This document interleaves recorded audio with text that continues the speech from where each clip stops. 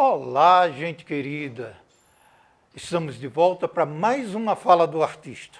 Você está no canal Arte e Transcendência e se ainda não for inscrito, aproveita para clicar no botão inscrever-se aí embaixo, que isso nos ajuda a divulgar o canal.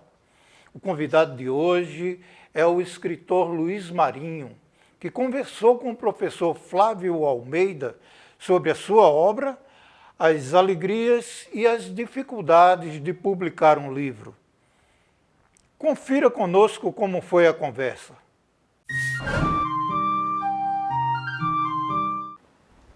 Luiz, ou Marinho, como você prefere ser chamado? Luiz Antônio de Araújo Marinho, Marinho, Luizinho? Tem um amigo que escreveu no prefácio do meu livro que eu gostava de ser chamado pelo nome completo. Então eu respondi para ele que a única pessoa que me chamava pelo nome Luiz Antônio era minha mãe. O restante era Tonho ou Marinho, que a gente estuda em colégio de padre, aí fica conhecido pelo sobrenome, por causa da família. Então lá era Marinho, Garré, Oliveira, Pereira, não tinha nome, assim, seu Tonho, seu Luiz, não, era Marinho, ok? Certo. Então chame-me de Marinho. Qual sua origem? Nascemos aqui em meados do século XX, em Recife, sou recifense, pernambucano, gosto muito de ter nascido aqui.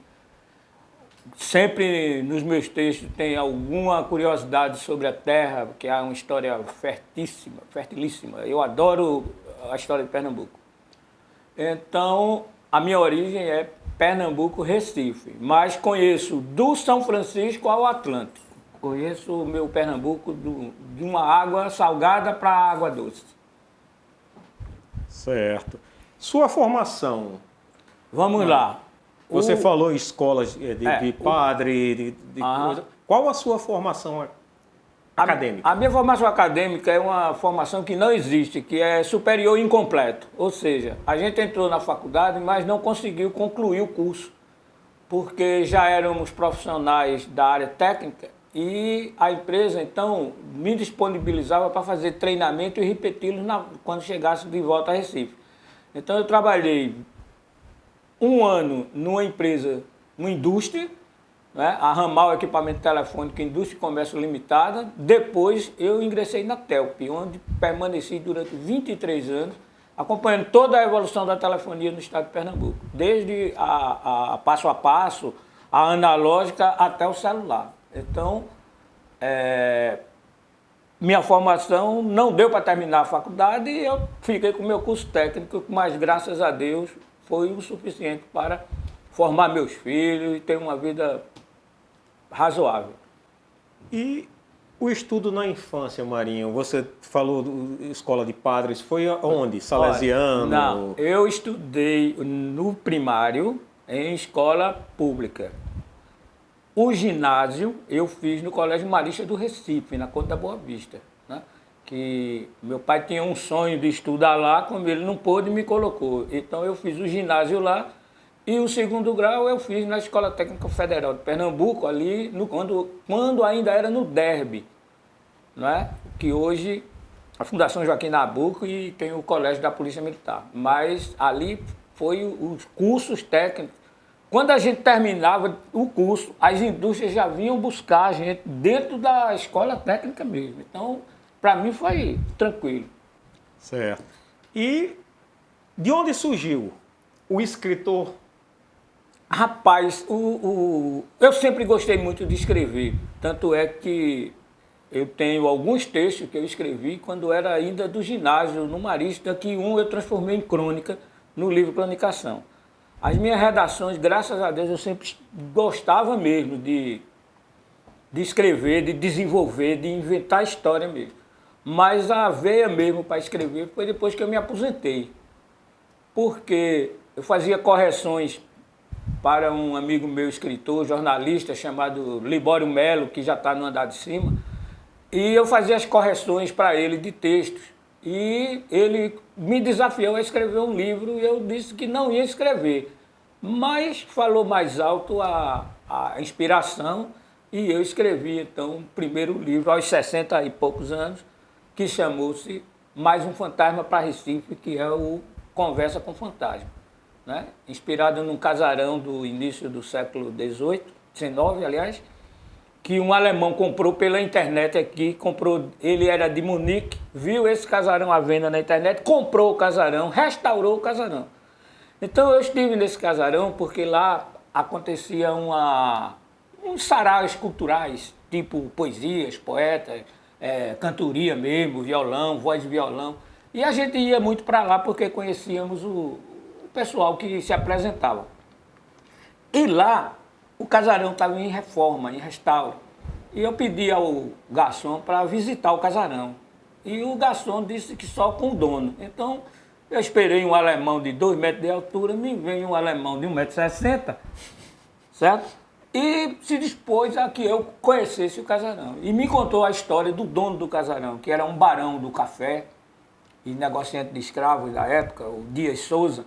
E esse casarão ele tinha uma coisa que era interessante, que era uma jaula de leão no quintal. E a história conta que ele ganhou esse leão de um amigo africano. E essa jaula existe, o casarão existe, está lá o casarão. Se você quiser visitar virtualmente, você vai encontrar Vila Ritinha, que ele fez uma casa cultural. Hoje, Fica em que bairro? Fica na Rua da Soledade, ali na Boa Vista. Entendeu? O alemão o meu amigo, faleceu lá em Munique, ele tinha problemas, ele era um cardiopata. E ele faleceu lá em Munique e o casarão ficou com o outro sócio dele, que era um africano, e o outro era um australiano, ele tinha várias cidadanias, Juan. Eu conheci também. Mas eu não sei o que fizeram do casarão depois da morte do alemão. Tá lá. Eu acho que a Vila Ritinha ainda existe. Existe, tá lá. Então esse livro, Conversa com Fantasma, ele é inspirado no casarão. Uma história que eu criei dentro do casarão. É uma história fictícia? Mas recheada de fatos históricos que ocorreram naquela época. Que a gente sabe que 1800 foi um ano que teve uma década, né? Que teve muito revolução. Você tem aí nesse século, você tem a Revolução Praieira, você tem a Confederação de Bibiribe, você tem a Confederação do Equador, você tem a Revolução de 1817, quando Pernambuco se tornou um país, né? Tinha um embaixador, inclusive. E aí está tudo no livro. Eu consegui equalizar e contar um pouco dessa história, mas os personagens são fictícios, a história realmente é fictícia. Tudo obra da imaginação. Eu escrevo por inspiração. Quando eu estava escrevendo esse livro, às vezes eu amanhecia o dia escrevendo e eu me surpreendia com o texto depois, né? Porque você sabe, o escritor é um grande leitor, porque toda vez que ele vai continuar a sua obra, ele tem que ler do começo para poder continuar, para entrar no espírito da coisa. E eu faço por inspiração mesmo, a coisa vai chegando na hora, né? Inspirado na música do Poder da Criação, de Paulo João Nogueira, que ele diz: não precisa se estar nem feliz nem aflito, não precisa se estar no lugar mais bonito em busca da inspiração. Ela é uma luz que chega de repente, com a rapidez de uma estrela cadente, que incendeia a alma e o coração. Essa música, para mim, é fantástica, entendeu? Porque ela define exatamente o que eu senti quando estava escrevendo. Marinho, você puxou um gancho, certo? Das revoluções, as histórias do casarão. Os fantasmas vieram da sua criação. Exatamente. Certo? O casarão não tinha fantasmas. Olha, há controvérsias porque o pessoal que trabalhava na restauro dizia que ouvia gritos, ouvia as portas bater, entendeu?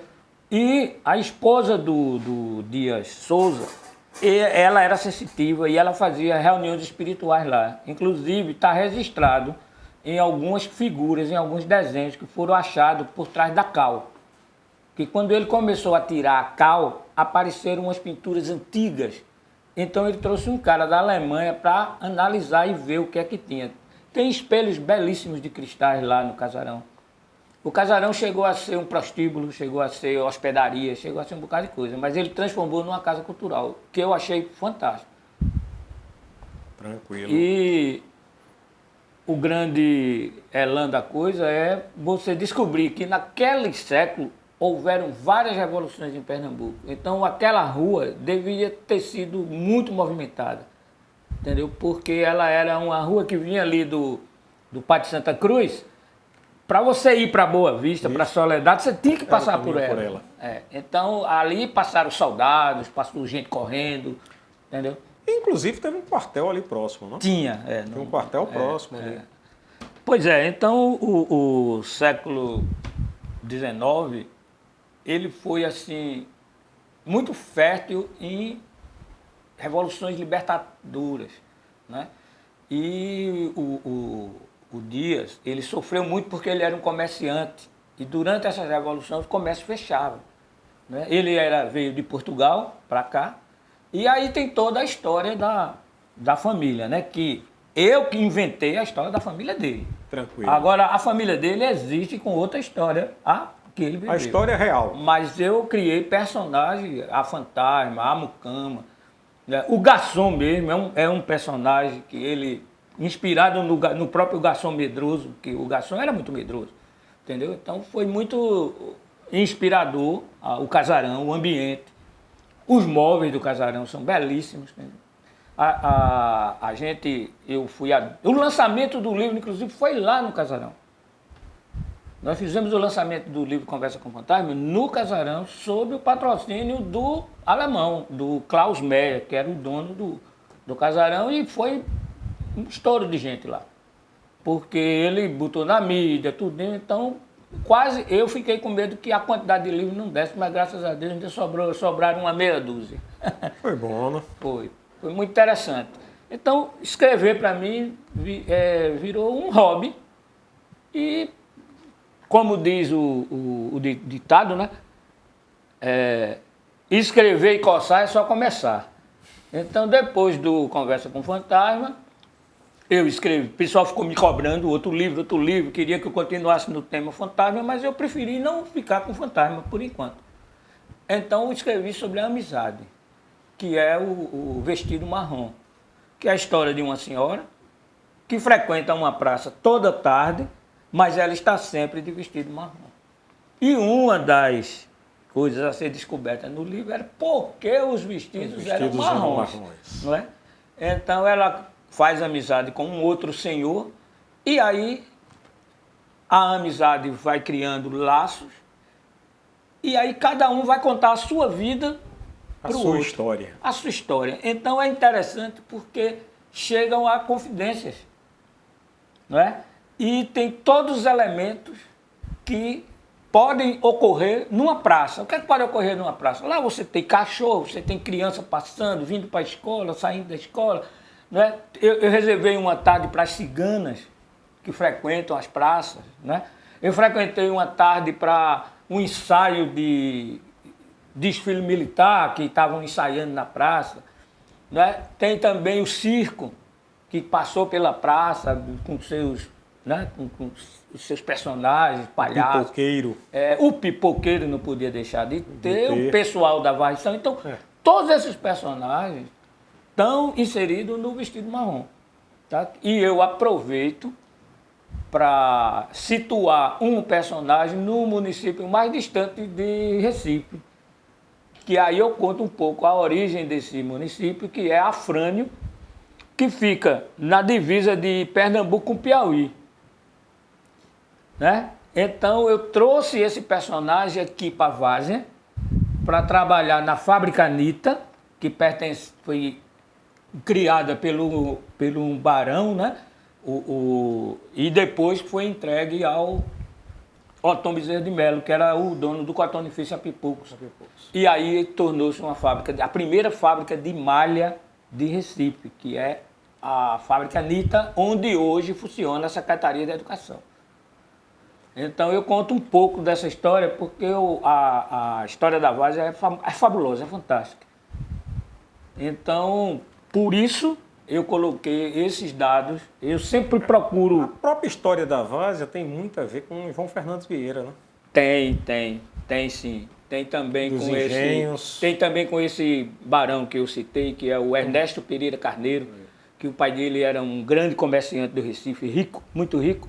E ele foi, inclusive, um dos fundadores do Clube Náutico Capibaribe. Ele fez parte dos notáveis, junto com Carlos Alberto Menezes, que fundou a fábrica de Camaragibe. Eles eram acionistas do cotonifício aqui de Moreno. De Moreno. Entendeu? Então eles eram o pessoal que veio da Europa, se formaram na Europa, com negócio de TA, essas coisas, eles conheciam tudo. E estou já terminando meu quarto livro, onde eu conto um pouco da formação da sociedade da Vila da Fábrica de Camaragibe. O terceiro livro. O terceiro é cronicação. Alguns textos que eu adaptei, meus, da época de colégio, inclusive, e algumas crônicas que eu escrevi quando viajava pela TELP, pelo interior de Pernambuco. Né? Então eu transformei em crônicas. Tem alguns poemas meus da época de adolescente, que eu achei nos meus alfarrábios, e tem poesias também. E no meio do livro eu fiz uma homenagem à minha irmã, que gostava muito de escrever, porque ela faleceu de um câncer, e ela era vice-presidente do ICT, Instituto Cristina Tavares de Apoio ao Adulto com Câncer. Inclusive, eu reservei 6 exemplares para doar para o Instituto. E ela gostava muito de escrever. Então, eu peguei os textos dela, fiz correções, assim, não troquei nenhuma palavra, apenas adaptei a ortografia. E coloquei uma parte do livro. Ficou uma coisa pessoal, ficou, mas é interessante, porque tem um pouco da história do ICT. Entendeu? Que é uma entidade filantrópica que ajuda as mulheres que sofrem com esse mal, e eles apoiam muito lá no Hospital Oswaldo Cruz. Elas, né? Aí o terceiro livro é um apanhadozinho meio particular, mas tem muita história. Tem uma crônica com o Luiz Gonzaga, né? Tem uma crônica que fala sobre o sertão, tem uma crônica que, inclusive, uma trela que nós fizemos lá em Garanhuns quando criança, que desmontamos o telhado da casa. Uma trela pequena para uma criança pequena, né? E meu pai quase morre porque choveu, alagou tudo. E é por aí. As trelas de criança. As trelas de criança. Mas sua linha literária, você segue uma linha literária, por exemplo, policial, não. Romance, ação? Não. A minha linha eu considero contos. Eu sou contista. Certo. Porque se você partir para o romance, você é uma outra técnica, é outro estilo, né? O conto ele é mais aberto, você tem mais liberdade, inclusive até de errar no conto, entendeu? Porque é sempre um misto de realidade e ficção, né? Então é mais fácil você escrever um conto. Por exemplo, eu faço cordel, mas eu só faço quadra. Eu não consigo fazer uma cestilha, porque requer um exercício mental muito grande. O romance também é assim, né? Esse livro que eu estou escrevendo, ele tem um pouquinho de formato de romance, mas o grande cuidado do romance é com os personagens e o parentesco desses personagens, para você não misturar a bola. Eu acho muito difícil, mas você trata, eu estou dando conta. Você trata suas histórias, as histórias que você conta, com a história vivida. Sim, sim. Eu acho que isso aí é importante, porque você contar uma história, você tem que se jogar dentro da história. Então é isso que eu faço. Eu pego pedaços de mim e jogo dentro da história. Esse Vestido Marrom, teve um professor de história lá de Cabo Santo Agostinho, que ele leu o livro e disse: em cada página encontrei um pedaço de você. Eu disse: mas é lógico, fui eu que escrevi. Né? É a minha letra, né? É verdade. Então eu acho que é isso, essa doação. O escritor, ele tem que pensar muito de se colocar dentro da história. Porque aí a coisa flui. Se você não faz isso, dá um travo e a história para ali e você fica sem saber como continuar. Quando você se joga dentro, aí você flui tranquilamente. É isso que eu faço. Eu, quando estou escrevendo, eu estou sozinho. E quais escritores lhe inspiraram? Rapaz, eu li muito. Eu sou um leitor meio compulsivo, sabe? Gostei muito do estilo de Carneiro Vilela, né? Quando ele escreveu aquele livro A Emparedada da Rua Nova, que eu li um livro até razoável, mas eu degustei esse livro. O linguajar da época, fantástico, né? E eu estava escrevendo Conversa com Fantasma, veja. E a Emparedada da Rua Nova hoje faz parte do folclore de Recife, né? Gosto muito de Jorge Amado, li vários livros de Jorge Amado, Zé de Alencar também, apesar de fazer muito arrudeio, mas eu gosto de ler Zé de Alencar. Inclusive, ultimamente li um livro dele que eu não conhecia, encontrei no Sebo, comprei, Diva. Muito interessante o livro. Então eu gosto de ler, eu leio até livro espírita. Comigo, eu gostei do livro, eu leio e gosto muito de ler.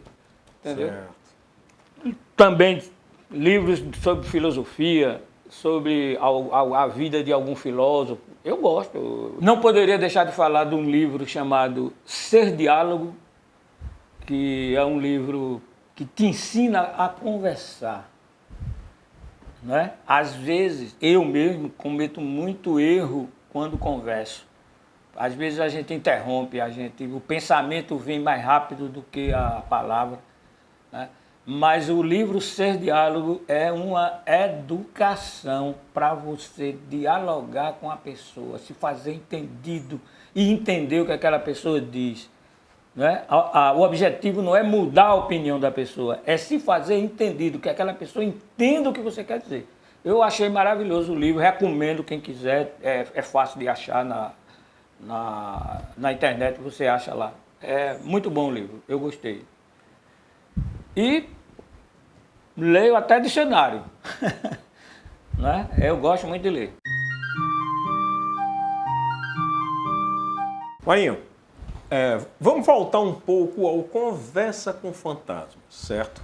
Que eu acho que foi o seu primeiro livro. Como foi para você ver sua obra editada, lançada e repercutir com outras pessoas? Olha, para mim foi uma medalha, né? Que eu não esperava que tivesse essa repercussão. As pessoas que leram o livro, eu pedi opiniões e eu tenho tudo catalogado, que inclusive na orelha do Cronicação eu coloquei alguns textos, alguns feedback que eu recebi dos leitores, eu coloquei na aba do livro. Escrever Conversa com Fantasma foi uma experiência realmente única, porque foi a primeira. O primeiro livro a gente não esquece. Imaginar a história, ver o conteúdo do livro, ótimo, mas a grande dificuldade que eu tive foi a formatação do livro. O que é um livro? Um livro não é só o miolo, não é só o texto. Um livro você tem apresentação, você tem prefácio, você tem capa, você tem contracapa, não é?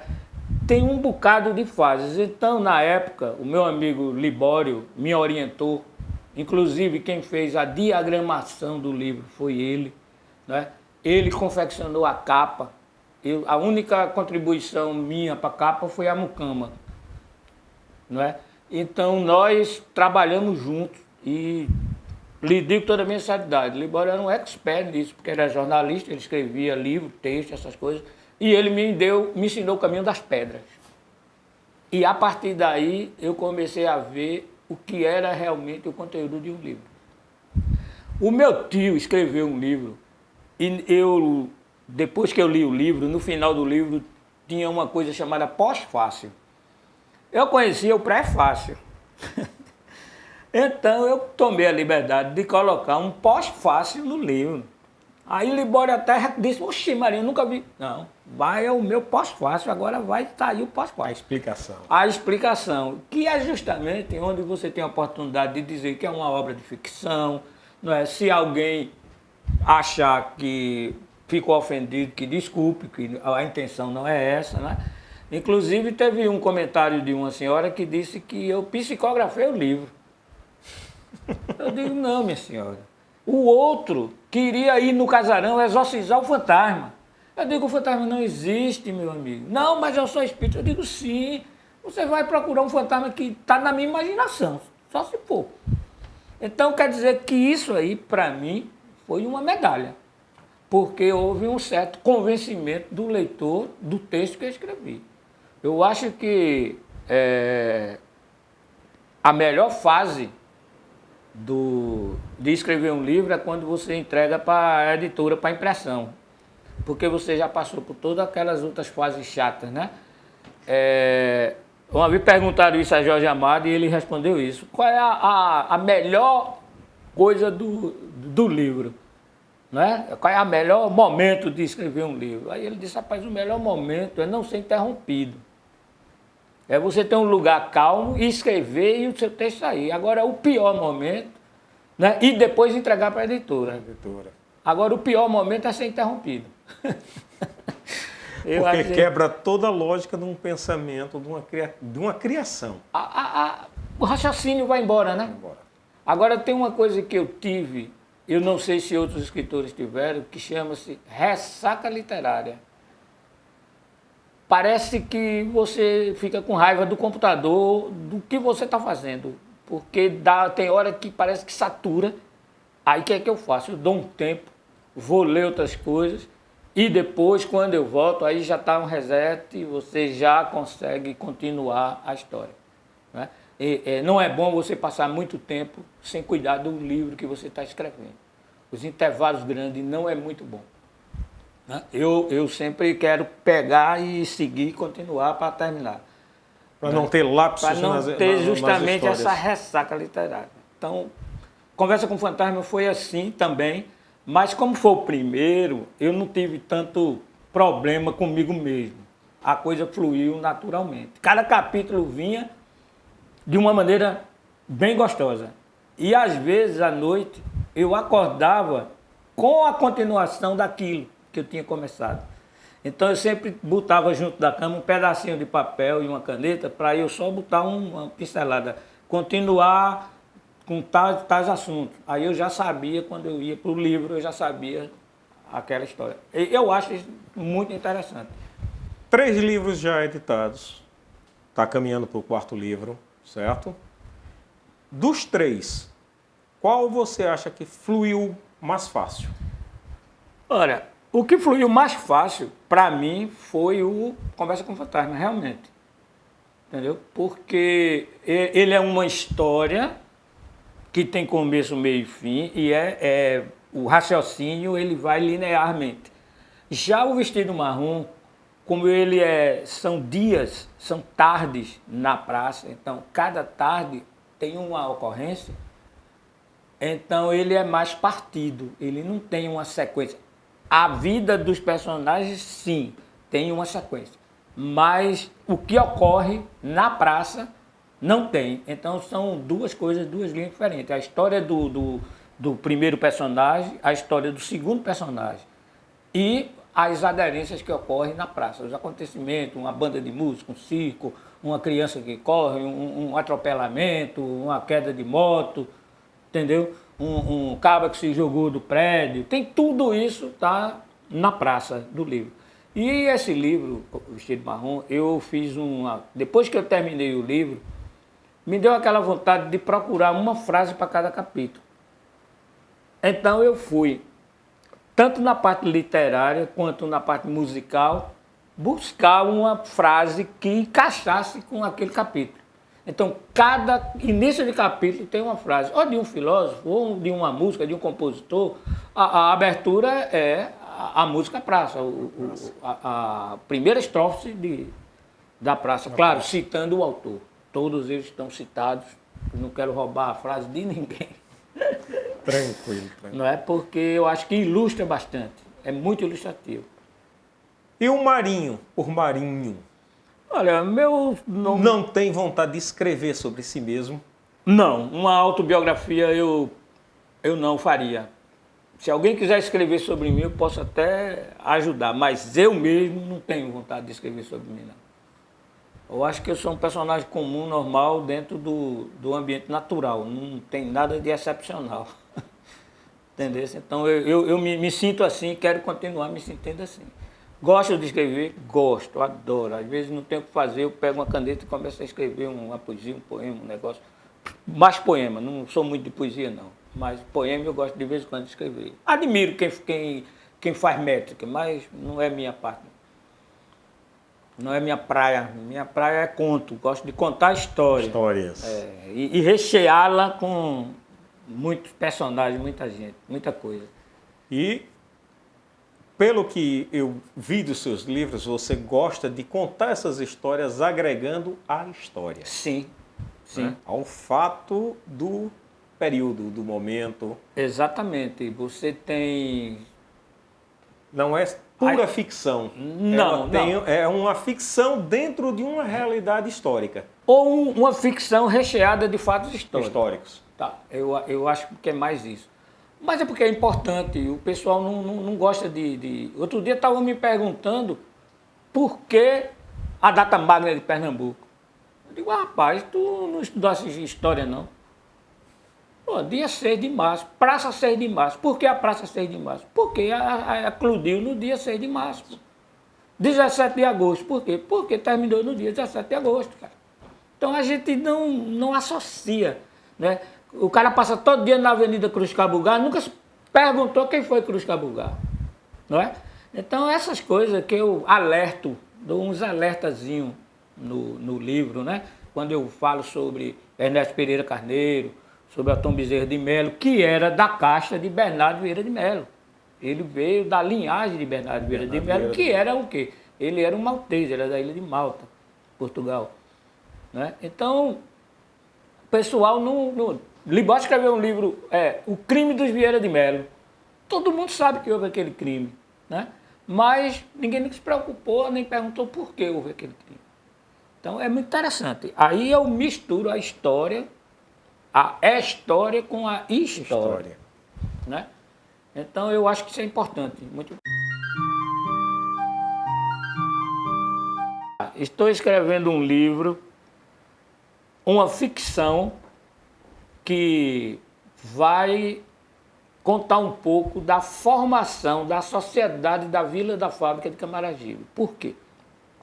Vila da Fábrica, ela deu origem a uma cidade. A fábrica deu origem a uma cidade. Na nossa época, as fábricas se instalam nas cidades. Ali foi ao contrário. Não é? Um cara que tinha uma visão diferenciada, o Carlos Alberto Menezes, ele imaginou uma fábrica de tecido numa época que as fábricas que existiam faziam sacarias para açúcar, para farinha, para café. Então, o que é que ele vislumbrou? Vai faltar pano para fazer roupa para o povo. Então, os teares que ele implantou em Camaragibe foi para fazer tecido, não saco. Porque sacaria você tinha aqui na Caxangá, você tinha uma fábrica de estopa ali, onde é o Compaz ali, né? Então tinha a de Moreno, você tinha... A Yolanda. A Yolanda, você tinha aquela depois, a de Paulista, que começou com sacaria também. Lundrig. Dos Lundrig, né? Aí as de tecido já foram mais para frente, que foi a Cotonifício Torres, que era aqui na Torre, né? Mas o primeiro foi Carlos Alberto. Só que ele vislumbrou uma sociedade diferenciada no momento que ele, inspirado na pós-revolução industrial que ocorreu na Europa, o Papa Leão XIII escreveu uma encíclica chamada Rerum Novarum, que traduzindo do latim é das coisas novas. E aí ele fala sobre o bem-estar do operário. Porque o que acontecia? O cara trabalhava, morava mal e morria de peste, morria de doença. Entendeu? Então, o que é que o Papa recomendou? Que se cuidasse desse operariado. Então, Carlos Alberto, ele construiu primeiro uma olaria para fazer tijolo. Esses tijolos eram para construir a fábrica e a casa dos moradores. Ele deu casa, 2 açudes em Camaragibe, hoje só tem um, mas são 2, para abastecer d'água não só a fábrica, como a cidade Você sabe que uma fábrica de tecido, a tinturaria, consome muita água. Né? Então ele vislumbrou tudo isso e criou a primeira cooperativa de funcionários, de operários da América Latina, cara. Isso é importante. Ele criou uma sociedade de mútua ajuda. Ele trouxe as irmãs de Santa Emília de Rodar, do Colégio Sagrada Família, para educar os filhos dos funcionários. O filho do funcionário, para trabalhar na fábrica, tinha que frequentar a escola. Entendeu? E o ensino era tão importante para ele, que ele era quem fazia a grade. Não tinha secretaria de educação, não tinha esse negócio, não. Ele fazia a grade. E as freiras que vieram da França, e os irmãos maristas que ele trouxe para educar os filhos. Então ele tinha uma escola masculina e uma escola feminina. E durante a noite, a educação de adulto. Veja, naquela época, no início do século XX, né, 1900 e alguma coisa, ele já tinha essa visão totalmente diferente. Né? E aí ele criou banda de música, ele trouxe um tiro de guerra para dentro de Camaragibe. Então essa sociedade, ela foi formada por pessoas de vários lugares, inclusive de outros países. Você tem aí os Collier, que vieram da França com ele, e terminou um engenheiro casando com a filha dele, né? Que é a família do Collier, que eu conheço alguns personagens, convivi com alguns. E ele tinha essa visão e cuidava muito bem dos seus funcionários. Ele era daquele cara que ficava na porta da fábrica cumprimentando um a um. Entendeu? Então eu estou escrevendo esse livro não para contar a história de Camaragibe, nem para contar a história de Carlos Alberto, não. Eu estou escrevendo esse livro para contar a formação dessa sociedade, desse povo que veio de fora. Meu avô trabalhou na fábrica, veio de Lagoa Grande, na Paraíba. Né? Teve gente que veio de Jaboatão, teve gente que veio até do Rio de Janeiro para trabalhar na fábrica. Isso, daí formou-se o quê? Uma sociedade educada cristã, porque ele trouxe um padre da França para cá. Né? Tem um que é muito famoso aí, ficou muito famoso em Camaragibe, que é o Padre Deon. E ele cuidava disso, ele se preocupava com isso. Desde a saúde do operário, a produtividade, que era importantíssima, e o bem-estar, o lazer. Ele criou clubes de futebol, ele criou um bocado de praças para os meninos brincar, né? Porque ele se preocupava com isso. A fábrica teve seus anos de glória, de vida, até que foi vendida, né, para outras corporações, mas sempre se pensou no legado que ele deixou. Qual foi? O ensino de Camaragibe. Meu pai, com o primário, que meu avô era funcionário da fábrica, com o primário de Camaragibe, do Colégio das Freiras, dos padres, meu pai passou no concurso do Banco do Brasil, cara. Muitos filhos de operários passavam nos concursos. Quando um operário fazia uma entrevista numa fábrica, numa corporação para trabalhar, que dizia que vinha de Camaragibe, já era uma apresentação. Já era visto de outra forma. De outra forma. Por causa do ensino que era dado em Camaragibe. Isso é muito importante. Agora, pouca gente conhece um pouco essa história. Eu estou tentando, né, essa formação dessas famílias que se interligaram, né, porque aí Camaragibe não era município, então todo mundo era registrado em São Lourenço. Né? O gentílico camaragibense só passou a existir em 1984, quando o cartório de Eva veio de São Lourenço para Camaragibe. Né? Já foi durante a primeira gestão municipal, que foi o Carlos Lapenda, foi o primeiro prefeito, e aí o cartório se instalou em Camaragibe. Aí então, quando nascia uma criança, se registrava-se como camaragibense, que não existia, né? Era tudo de São Lourenço. São Lourenço. Mas o projeto é esse, é exacerbar a formação dessa sociedade. Esse é o projeto. Marinho, uma publicação, quais os processos para ela? É difícil, é fácil? Porque escrever vem muito da inspiração, do momento, da forma como se está, né? Você tem aquela inspiração, você consegue transformar aquilo em letras. Agora, publicar isso, editar, como se dá esse processo? Tornar o livro, o que você falou aí, físico, não é muito simples, nem é muito fácil. Eu tive a facilidade de que o Libório, ele me levou nessa editora, que eu posso dizer até o nome a você, que é a Livro Rápido, que foi do nosso amigo lá da Livro 7, né? Tarcísio. Então ele me levou lá. Lá, como ele já tinha feito a diagramação dos livros dele, eu não paguei diagramação, porque aí se paga tudo. Você paga para capa, para confeccionar a capa, você paga a diagramação, você paga a ficha catalográfica, que é o número do ISBN, né, que é International System Number Book, que é o número internacional do Sistema Internacional do Livro. Para pesquisas. Você paga a encadernação. E se você não mandou o livro com prefácio, essas coisas, você ainda vai pagar. Então, veja, eu já levei o livro pronto, só para impressão, certo? Já com capa, com tudo. Então, não foi muito difícil o primeiro livro. Agora, como é uma produção independente, eu não tenho agente literário para distribuir o livro, o primeiro foi mais fácil porque eu deixei os exemplares no próprio casarão. E lá se comprava o livro. Alguns eu fiquei e pela rede social eu fazia o contato e mandava pelo correio e a pessoa fazia o depósito. Não botei em livraria alguma. Hoje não. Hoje eu tenho uma livraria no Camará Shopping, que é a Companhia dos Livros, que você encontra os 3 livros lá. Foi um espaço que eu encontrei e eles foram muito solícitos, porque a partir daí o pessoal que quiser o livro eu encaminho para a livraria.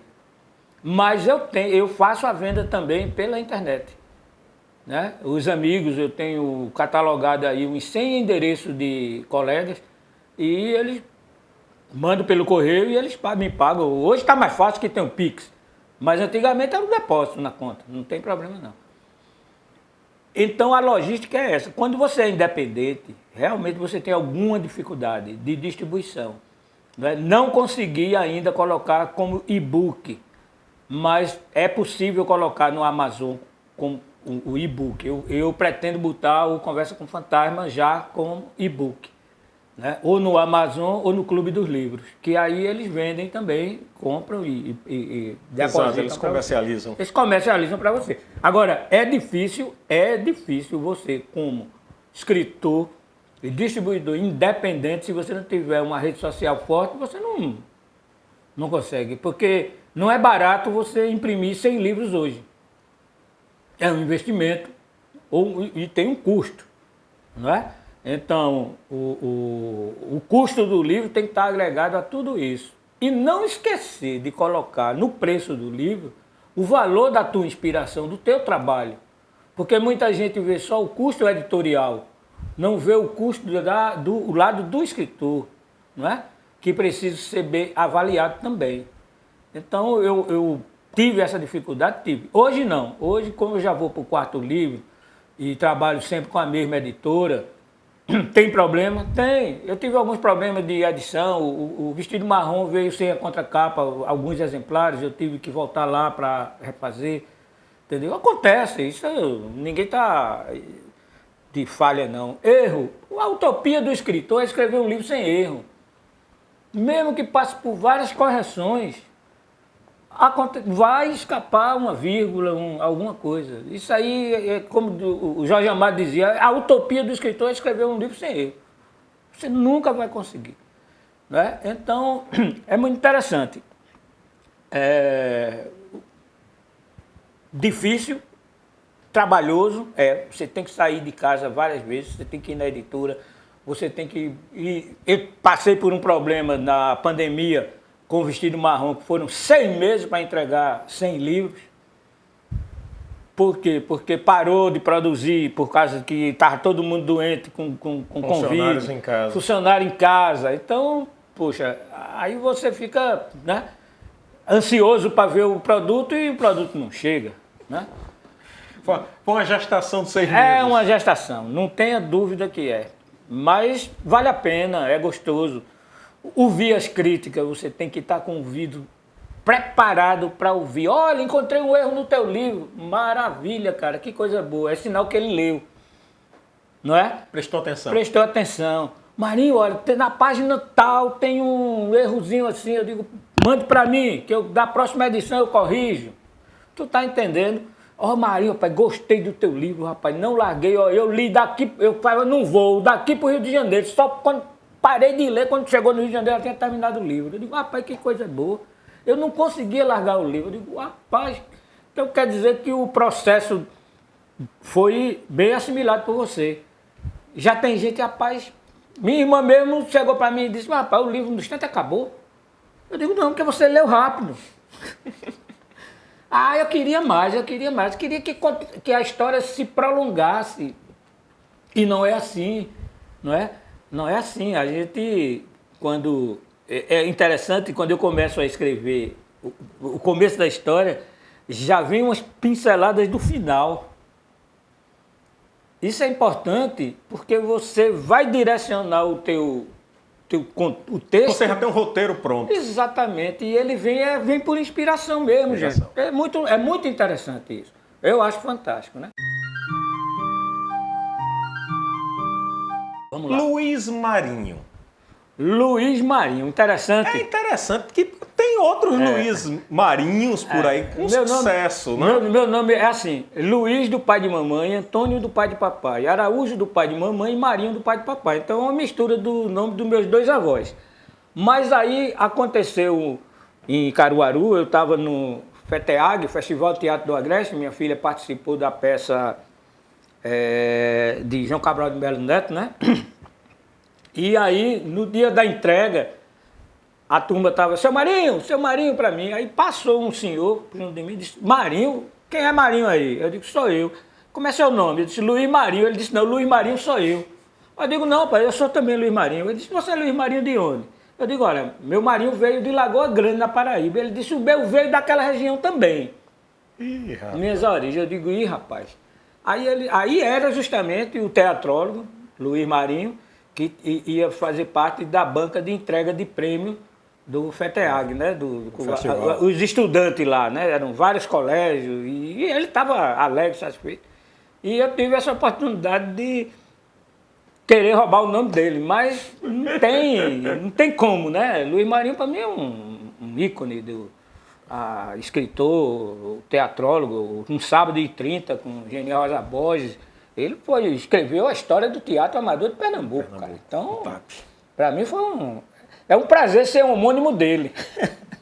Fora as gozações que eu recebia, quando Luiz Marinho, filho de Roberto Marinho, da Rede Globo. Eu digo, rapaz, eu não tenho nada a ver com Roberto Marinho da Rede Globo, não. Eu sou lá do pobre da família. Mas é interessante, essas coisas, essas que acontecem assim, você... aconteceu uma comigo também, por causa do sobrenome Marinho, em São José do Egito, que é a terra do poeta Luiz Marinho. Luiz Marinho. Então, eu trabalhava na TIM na época e fui na prefeitura pedir uma planta de curva, né? Para a gente fazer um estudo para colocar uma torre de celular para atender o município de São José do Egito. Então, eu trabalhava lá na região. Aí a chefe pediu, Marinho, vai na prefeitura, vê se você consegue essa planta. Tá bom, eu vou. Meu crachá tinha Luiz Marinho, meu crachá da TIM. Quando eu vou entrando na prefeitura, eu perguntei, olha, onde é o departamento de engenharia aqui? Eu digo, não, seu Luiz Marinho, vem cá, não sei o quê. Aí me levaram para uma sala, lá vem uma véia, uma tal de Helena Marinho, filha do não sei quem Marinho. Eu digo, que tanto? Não, o senhor é da família dela, olha o parente seu aí. Eu digo, não, minha amiga, eu sou de Recife. Não, Luiz Marinho, só tem uma família Marinho aqui em Pernambuco. Eu digo, não, tá, tudo bem. Aí eu falei com ela, tudinho, aí ela explicou, né, que aí eu vi, o bairro era bairro Luiz Marinho, cara, onde eu tava. A cidade do poeta Luiz Marinho, no bairro Luiz Marinho. Aí eu falei que eu queria, né? Ela disse, não, vamos falar com o engenheiro. Aí tinha um engenheiro lá, ele expliquei a ele o que eu queria. Ele disse, ó, normalmente, Marinho, a gente disponibiliza essas cópias com 1 mês, 2 meses, porque tem que levar para uma copiadora. Mas eu tenho uma cópia dessa, que já está lá, que eu mandei fazer. Venha buscar ela daqui a 15 dias. Eu já disponibilizo para você. Eu digo, beleza. Ótimo. É para quê? Aí eu disse, né? O quê, rapaz? Para botar celular? Não, venha buscar com 1 semana. É para botar todo esse celular. Não, venha buscar com 1 semana, eu vou providenciar isso agora. Pronto. Aí para mim foi ótimo. O sobrenome Marinho... Marinho abriu as portas. Abriu as portas. Abriu as entendeu? portas. E outra coisa gozada, quando chegava o meu pai também era conhecido lá na ABB, que é o clube do Banco do Brasil, de seu Marinho. Aí quando ligavam lá para casa, o papai era diretor de tênis, aí às vezes o pessoal ligava, né? Ó, eu quero falar com o Marinho. Aí minha mãe fazia, Marinho, pai, filho ou filha, porque minha irmã, Tereza Marinho, também a turma chamava ela de Marinho, que ela era do INSS, da superintendência lá. Aí, quer falar com qual dos 3? Quer dizer, era tudo Marinho, né? Marinho. É interessante isso. Um sobrenome muito forte. Todo autor que não tiver uma estrutura por trás, ou um empresário, um agente de edição, vai ter dificuldade sim. Mas eu acho que não é interessante que você aprende o caminho das pedras, para não ficar dependendo desse povo. Né? Eu vou pessoalmente na editora, eu negocio pessoalmente com a editora Livro Rápido e eles me atendem muito bem. Não tenho nenhum... A queixa que eu tive foi durante a pandemia, mas está explicado. A demora, né? Na entrega. E outra coisa, aprendi que não mande para uma editora um livro perto do final do ano. Deixe virar o ano. Porque, meu amigo, o que eles têm de agenda para fazer, catálogo de colégio, calendário, essas coisas, aí teu livro vai lá para a fila. Eu nunca mando. Eu sempre mando em fevereiro, que é perto de carnaval, porque aí já passou o boom do fim de ano, né? E julho é um mês bom também de entregar na editora. É muito legal. Eles não demoram muito não. Mas é preciso ter cuidado, é preciso ver a qualidade, escolher o papel. Eu não conheço que papel. Eu não gosto de capa brilhosa. Pode ver que vestido marrom eu fiz capa fosca. Mas aí os outros tiveram que ser brilhosos porque a fosca não ia realçar. Outra coisa, o miolo do livro, que são as folhas internas aqui, ó. O miolo do livro, eu sempre coloco branco. Tem gente que bota um creme amarelado. Eu não gosto. Eu acho que o branco realça mais. Destaca mais a letra. Outra coisa que eu aprendi é a escolha da letra. O tipo. O tipo. Que eu pensava que se usava Arial, essas coisas. Não. Tem para livro, o ideal que a maioria das editoras usa é o Garamond. Porque, outra coisa, o tamanho da letra. Claro, se você está publicando uma tese, você vai ter que seguir os parâmetros da ABNT. No caso do livro, não. No caso do livro, eu aumentei o tamanho da letra de Conversa com o Fantasma, porque minha mãe, quando eu mostrei o prospecto a ela disse, essa letra está muito pequena para eu ler. Aí tá bom, mãe. Aí eu aumentei para 12. Era 10, eu mandei para 12. Entendeu? Então tem essas coisas que você é livre para fazer. Não tem nada amarrado. Tudo uma aprendizagem. Tudo uma aprendizagem. Você vai vendo o que é melhor. Né? Outra coisa, numeração de página. Em cima, embaixo. Em cima, embaixo, direita, esquerda. Você escolhe o que você se sentir melhor. Teve uma amiga minha, escritora, que disse, ô Marinho, por que tu botasse no meio? Porque eu gostei do meio.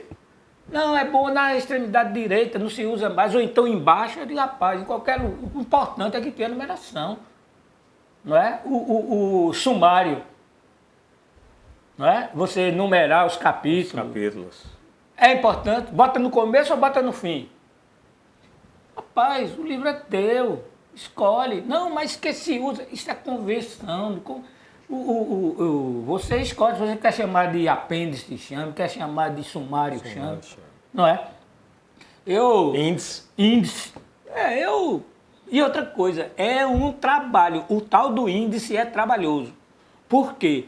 Porque quando você diagrama, faz a diagramação do livro, ele muda a quantidade de páginas. Porque às vezes é necessário você jogar vamos dizer assim, uma linha para outra página. Aí vai aumentando, no fim, o índice que tu escreveu o sumário, já está desatualizado, porque aumentou página. Aí tu vai ter que abrir tudinho, ver realmente a numeração e corrigir no índice. Né? Então é trabalhoso, não é fácil não. E eu digo uma coisa a você. Eu aprendi a fazer a diagramação. Escrever também é um grande aprendizado, é a escola. Agora, as fases do aprendizado é no primeiro livro, principalmente quando você é um editor independente, você não está agregado a nada. Depois eu fui convidado, indicado por alguns amigos, sem querer citar nome, para não ir para o UBE, né? E hoje fazer parte desse grupo. Eu fui intimado. E o engraçado é que tínhamos um amigo em comum. Em comum. Aí eu ingressei na União Brasileira de Escritores, setor Pernambuco, né? Aqui em Recife. E eu acho que esse ano deve ter até eleição lá, nem sei como é que tá, porque a pandemia afastou todo mundo, né? Uhum. Mas eu já fiz contato com o presidente, ele estava até em Garanhuns, e vão voltar as reuniões, as coisas. Ótimo, vamos movimentar o trade... Os sarau de artistas. O trade literário, né? Exato. Marinho, para encerrar a nossa conversa, que recado você tem para o jovem de hoje em dia que não tem mais o acesso como a gente tinha aos livros? Por exemplo, você vende pela internet, você vende nos seus contatos sociais, as livrarias estão sumindo no mercado. É verdade. Não é isso? Então, que recado você tem para esse jovem, para ele readquirir esse hábito de ler o livro físico? Eu vi uma frase numa feira de livro que ocorre ali no Camara Shop, que diz assim: o verdadeiro analfabeto é aquele que sabe ler e não faz. Leiam, porque a leitura, além de tirar você da cadeira, você viajar no texto, na história, ela te dá uma bagagem muito grande, porque quando você lê, a imagem da palavra entra pelos olhos e aqui atrás não tem buraco para sair não, gente. Ela fica gravada no nosso cérebro. Então a leitura é importante. Primeiro, ler. Escrever sempre. É o exercício de escrever. Ele está diretamente ligado à leitura. Porque como é que você vai botar um pensamento no livro, no papel, se você não conhece a palavra que você vai colocar ali? É muito importante, certo? Tem um professor de literatura, amigo meu, que sugeriu esse meu livro Conversa com Fantasma como leitura complementar para os alunos da 6ª série. É muito interessante isso, porque é um livro de leitura fácil, segundo ele, né? Que ele é que entende do traçado. E eu, com certeza, vou ao colégio conversar com essa meninada. Eu acho isso importante, se conversar com o autor do livro. Eu, Libório e Paulo Santos, que é um outro escritor amigo meu, que escreveu A Noiva da Revolução, né? Que gerou um filme, A Revolução Esquecida, que foi dirigido aqui em Recife pela Tsuka Yamazaki. A gente fez uma palestra aqui no colégio, aqui na Várzea, pessoal já do 2º grau, e a coisa interessante deles é que a pergunta primeira que fizeram foi: por que escrever um livro? Né? Aí eu disse: olha, você está perguntando por que escrever um livro? Por quê? Já estão escritos? Você acha que todos os livros já estão escritos? Não, meu amigo. É importante se escrever um livro. Porque você está registrando ali teu pensamento, um fato histórico, que seja verdade, que seja mentira, não é? Mas que seja uma coisa agradável de se ler. Então, se escrever um livro é importante na vida. Como você passa num vestibular sem redação? É o exercício, cara. A redação é um exercício. Então, o aluno que escreve, ele tem muito mais chance de fazer uma boa redação do que o que não tenta, não é? Fica usando aquelas técnicas fechadas. Quando você pega um assunto abrangente, você se perde. Não é? Então, eu acho importante, é muito importante. Não só escrever, como ler. Ler é fundamental. Obrigado pela sua participação, Marinho. Eu que agradeço. Gostaria agradecer a equipe toda, né? Que pra gente, assim, estou meio à vontade, mas não estou tão à vontade assim. Né? Não é fácil você falar de si, né? De seus filhos, seus livros, né? Mas é gratificante, agradeço muito a vocês. O que eu puder, estou à disposição de vocês. E aqui encerramos a nossa fala de hoje. Nos encontramos na próxima fala do artista. Obrigado pela presença e até lá.